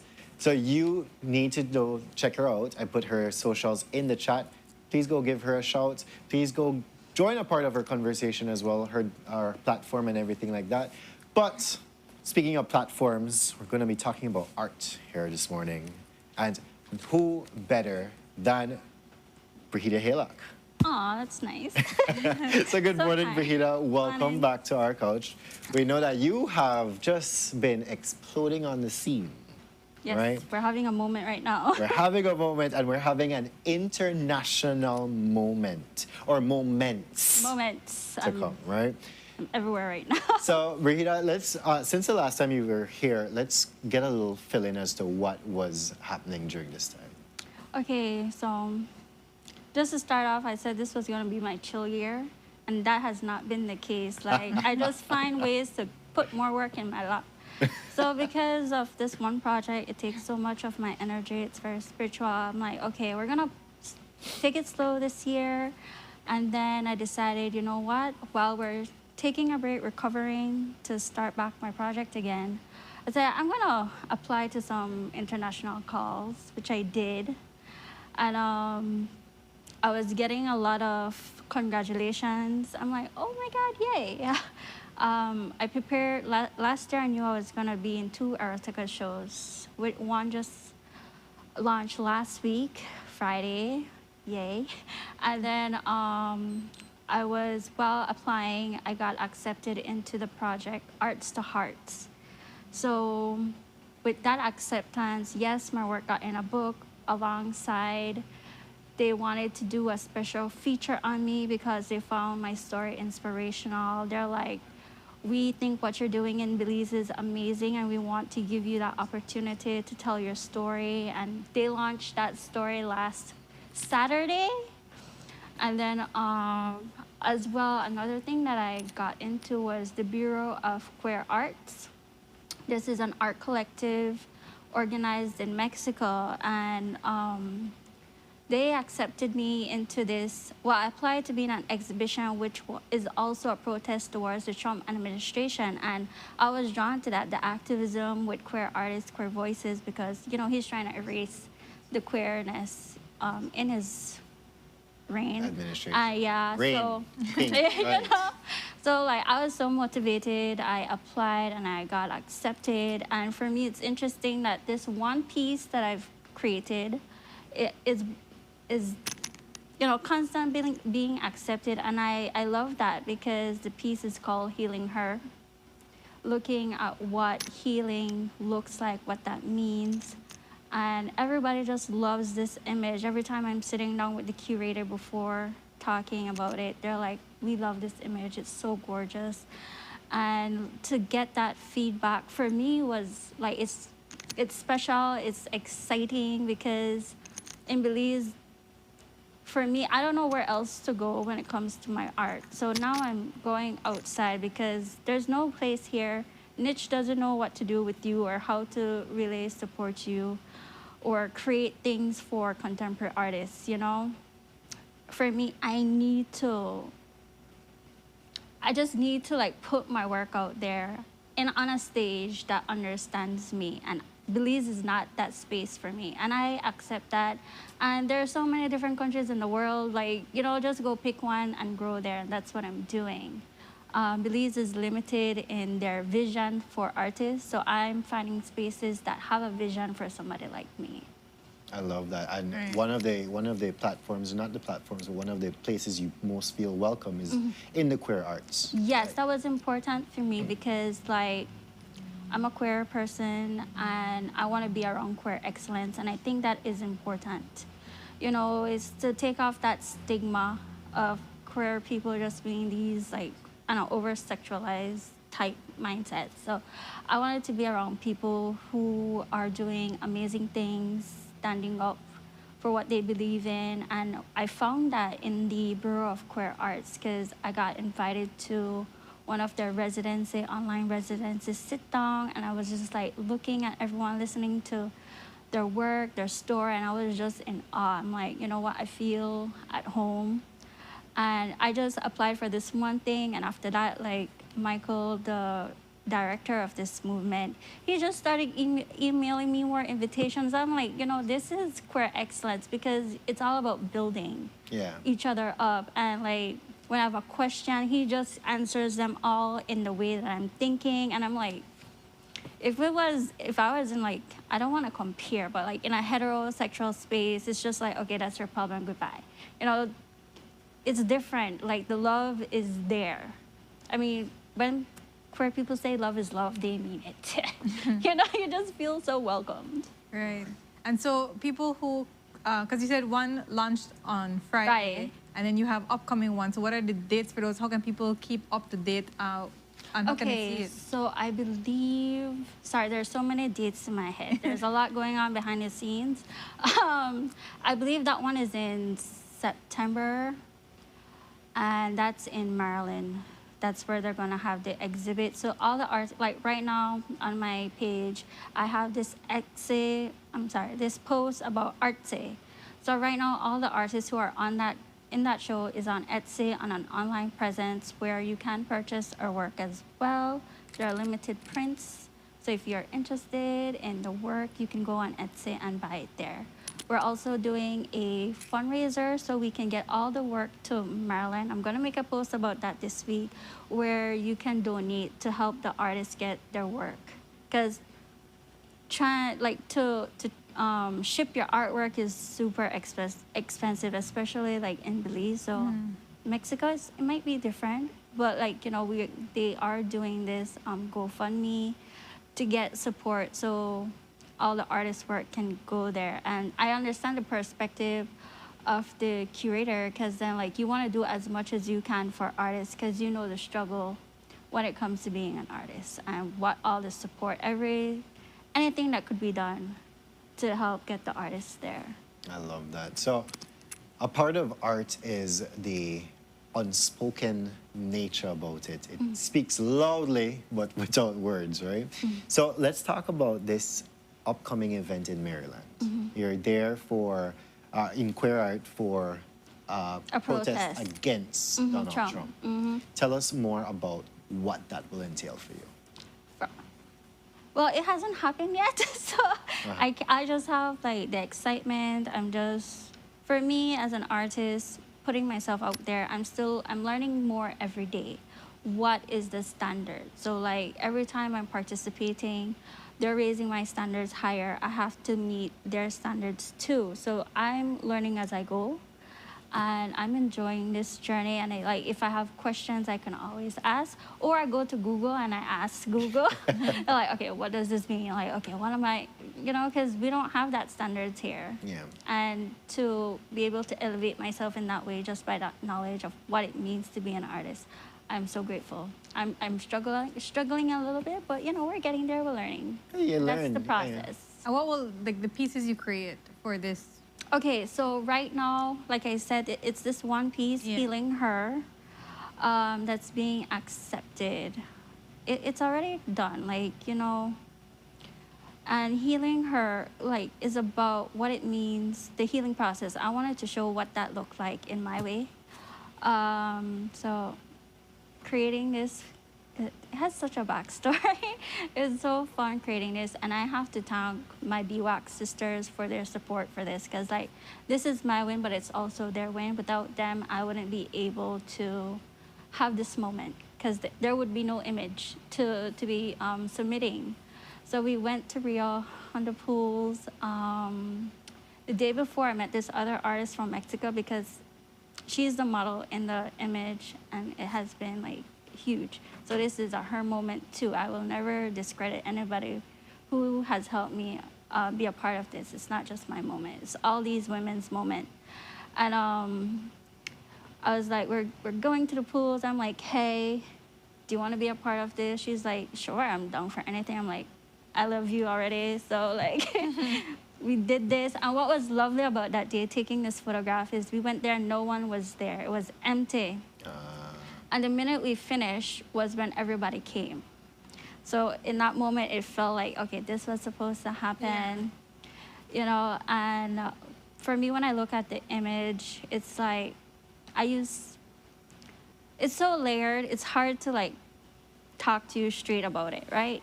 I like water. Water represents rejuvenation. I utilized the sawdust because I wanted to bring that culture into the photograph, because the theme was color. I designed specifically for the show that just passed, Color of Seduction. So I was thinking, okay, what does color mean to me? Because I love black and white photography. And then I thought about, okay, my healing journey. I'm in a different stage in my life where it's more colorful than ever. And I wanted to play with the chakras. So Carla, who helped me get the sawdust, we got the colors of the different chakras. We centered it on the models, and we put the sawdust in the water. So it's showing that person being rejuvenating, getting their energy back, getting their essence back. That's the vibe of this image. I don't think I could show it, because it's nudity, first of all. Okay, majority of my photography is nudity, so showing it on public, right? So that was the essence of it, and I love when people see this image, their reaction. There are multiple reactions. There's reaction of identifying, okay, I need to do my healing work, or that reaction of, if you're on your healing journey, you could connect to it and reflect on yourself and how you're growing as a person. Oh man, that's. I'm trying to envision the image. No, and I think I'm envisioning it, but I could see how well liked that can be, and how accepting it can be all over. Yeah. Right, and so this is the image that you're taking to. All platforms accepted this image, because I was sending out different things like within nature, I did the healing her. There are multiple photos, but everyone accepted, like everyone loved this one particular image. And you know, a lot of people complimented. It looks like it reminded them of the artist, the Cuban artist, Ana Mendieta, who also works with nature. Her artwork is built around the philosophy of nature and herself. So people are also seeing that aspect, this well-respected artist. They're comparing me to her. So I'm like, okay, thank you. I mean, I'm not inspired by her particularly right now. I'm inspired by myself. But you know, that was like a huge compliment from everyone. Definitely. So Maryland, we have Mexico, we have Panama. Yes, I've been working on planting seeds, especially in Mexico and Panama. The erotica community loves my work. They appreciate it, so like they want to work with me more. I find that my work thrives in Latin American countries. My work has been featured in at least 13 different countries. Wow. Like throughout my years. The other day I sat down and I wrote down every single country, but in each country multiple times I've shared my work in there. So it's more than 13, but that's the number, 13 countries.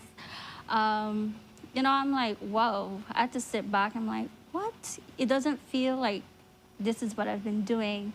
But when I sat down and I realized, okay, these are all Latin American countries. I'm going to play in the Latin American region and see what happens, because the purpose for my work, they love that. You know, I'm not creating because I'm bored, because it's a hobby. I'm creating with purpose. And people are drawn to that. And when you look at history, the artists who are making history, the artists who we are studying are artists who had a purpose. So while my country doesn't understand me or pretends not to, there are other countries who appreciates what I'm doing here. And you know, this is why I'm getting the recognition that I do. I love that. Do you find that, because you know, you've been in this artist space for so long and you know many Belizean artists, that they have the same struggle as you were? It's hard to get out there, even if they're not specifically in queer art? It's not hard to get out there. Okay. Let me say that. What struggle we have as artists is believing in ourselves, because we live in a society that constantly tears us down. As artists, we do have this insecurity of not feeling good enough. So for you to take that leap, it takes a lot. And the key to building your career is the confidence in yourself.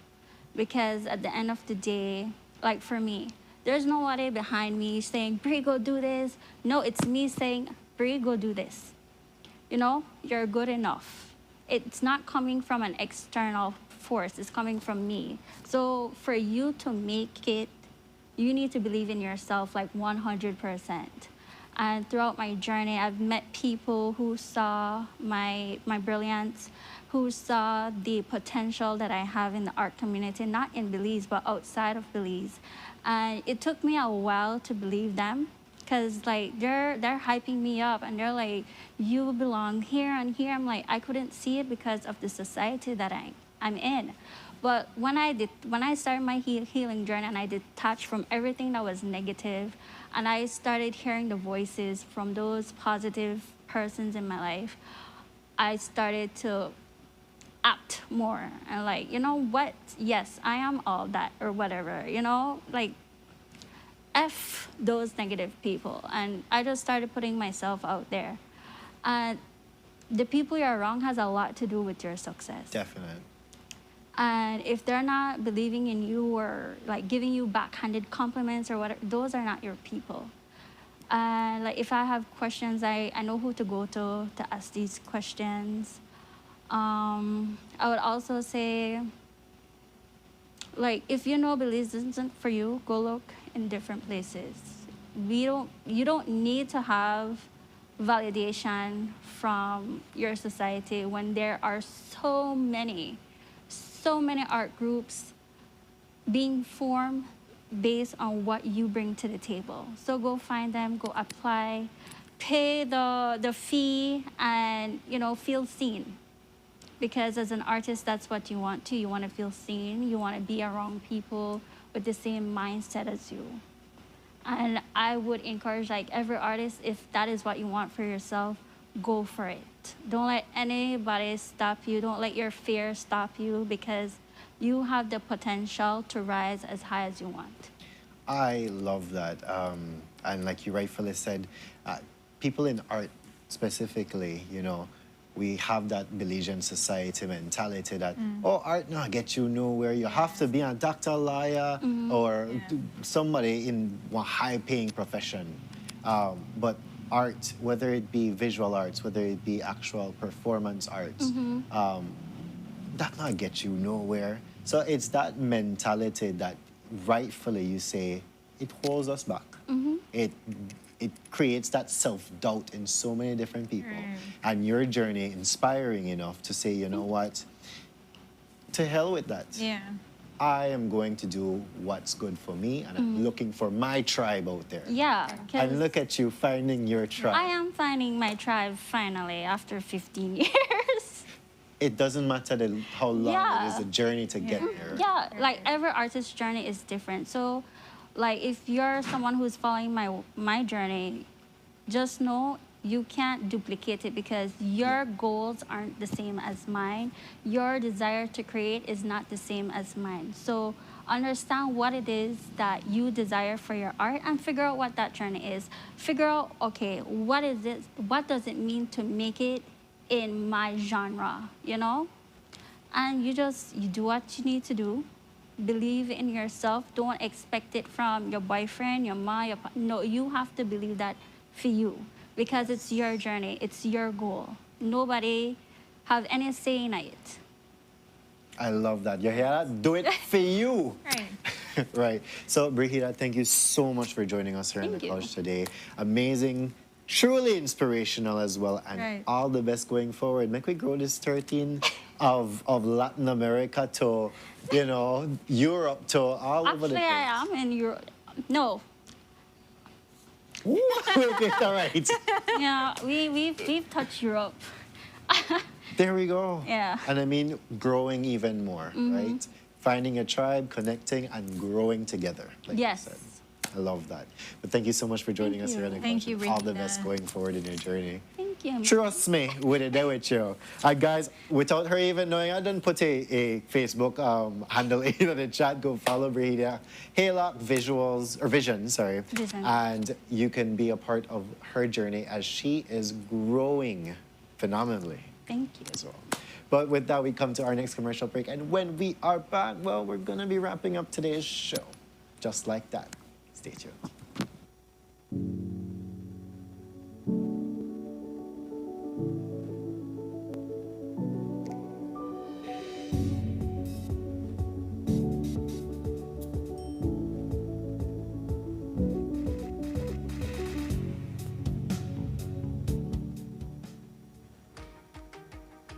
In our world that's always changing, one thing stays the same. Our promise as Smart Belize to keep you connected. Connected to the moments, the people, and the future that matter most. With every new tower, our service upgrades, and every new smile, we're keeping our promise in building more than a network. We're building a future, a family as Smart Belize. From Punta Gorda to Corozal, we are here not just as a network, but as your partner in progress. We have grown significantly over the past 20 years, and we just keep growing. Thank you for placing your trust in us. We remain dedicated to providing meaningful connections that bring value in every way that matters to you. We continue to bring people together. Nando's Wholesale is the distributor for the full line of Badia spices, including the original complete seasoning, the perfect combination of ingredients and spices prepared to enhance the natural flavor of your favorite foods. Also, cinnamon powder for all your desserts, fruits, and beverages, and as special dishes. All these are available in commercial sizes or restaurant packaging. Nando's products are available at your local retailer or contact us at 222-5000. From Corozal to Toledo, Nando's is proud to be serving Belize as its #1 wholesale distributor for over 35 years. Welcome to the V Department Store. We are conveniently located on Coney Drive in Belize City. That's right on Coney Drive in Belize City. At the V Department Store, we offer a wide variety of groceries, cosmetics, kitchen appliances, kitchenware, electronics, and more. We've also recently expanded to the second floor to better meet your household and office furniture needs. We now have a wide variety of furniture, home decor, and accessories. We have a shared vision for a comfortable and customer-friendly shopping experience. Visit us today and be warmly greeted by our reasonable prices and cordial staff. The V Department Store. Experience the ultimate shopping destination.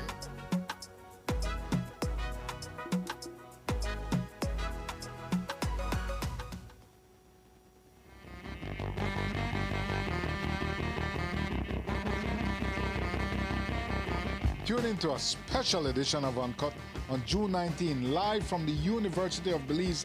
I'll be talking to the foremost authority on Belize's economic history, author Victor Bulmer Thomas. I'll be talking with him about Belize navigating a path in the age of Donald Trump. You can come and see it live at the Jaguar Auditorium at UB or tune into Channel 7 or any of our live streams. Uncut is back June 19th. Join us.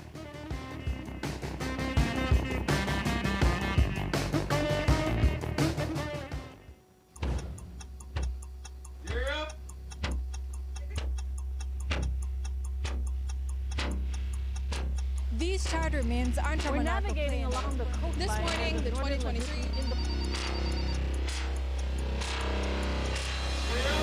Good evening. Good evening. I'm Cherie Halsell, and here's what's ahead for you on 7 News Tonight. We've got details of these and other stories in our newscast for tonight. Good evening. With your news, I'm Indra Craig. Please, you're watching the Nation Station, Channel 7.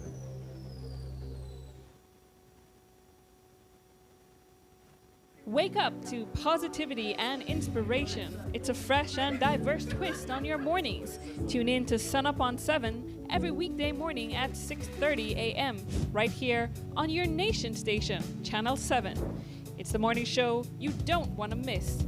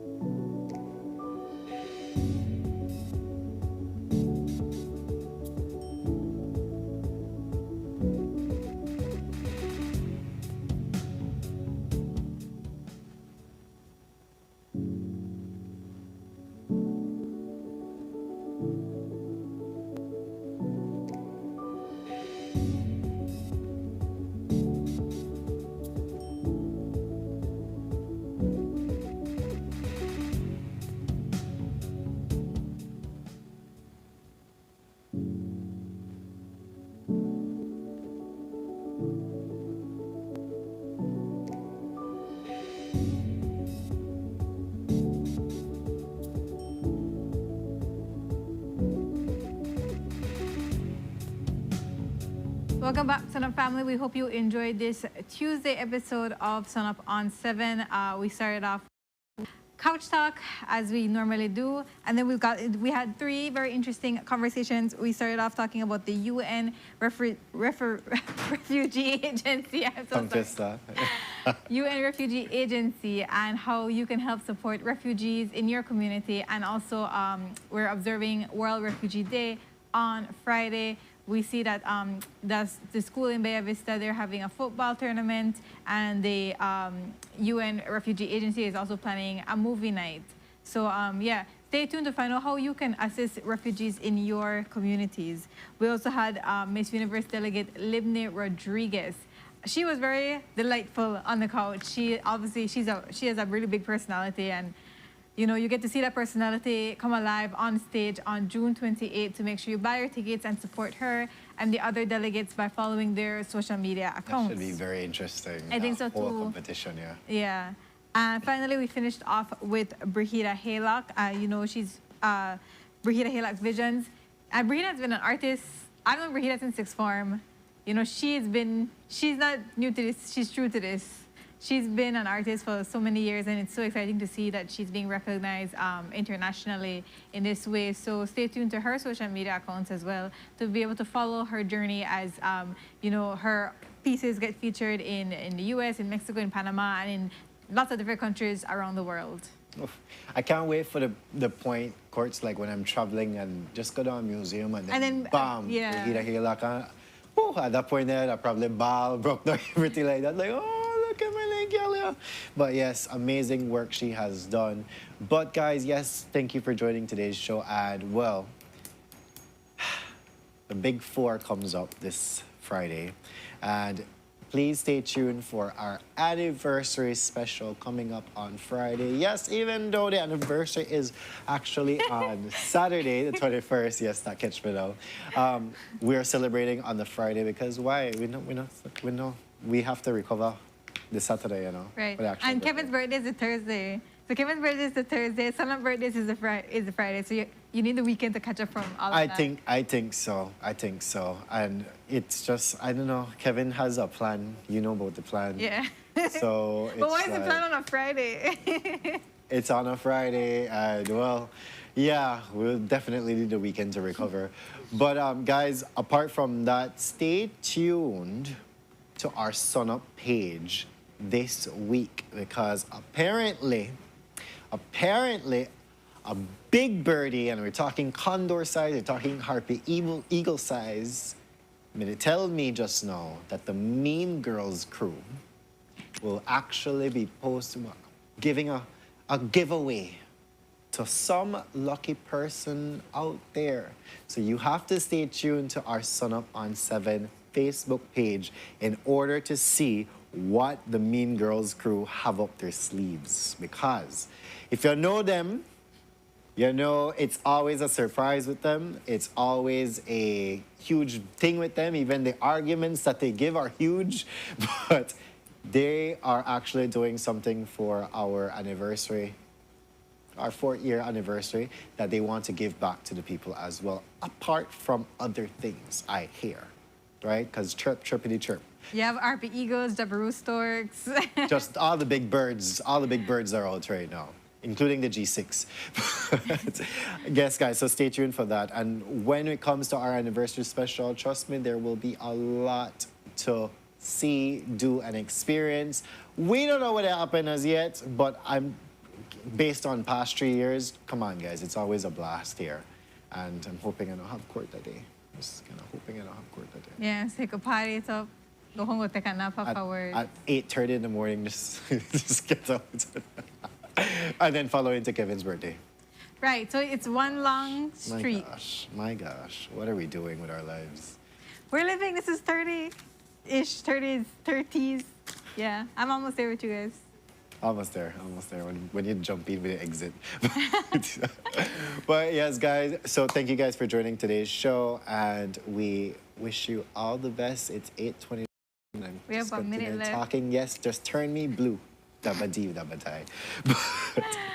Yes, guys, we will see you guys back here tomorrow for a Wellness Wednesday with Renata and Kevin. So you want to be a part of that? Kevin never got around to this. So do some type of jumping up tomorrow. Yeah, bring Zuma tomorrow again. You're saying on the Zuma, and that was very tough. Very, very tough. But with Fatima, yeah. I don't know. She work here like you're in the military. But yes, guys, as I usually say, go be beautiful, Belize. Have a great day, guys. Join us back here tomorrow. And as Brahida says, do it for you. Yeah, for you. You're right. Not for you. Your boyfriend, your man, nobody can do it.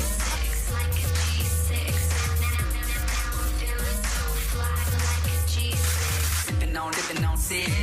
I'ma make it big. Girl, I keep it gangsta. A place to call your home. A place where you can grow. Stand by me and we'll take flight.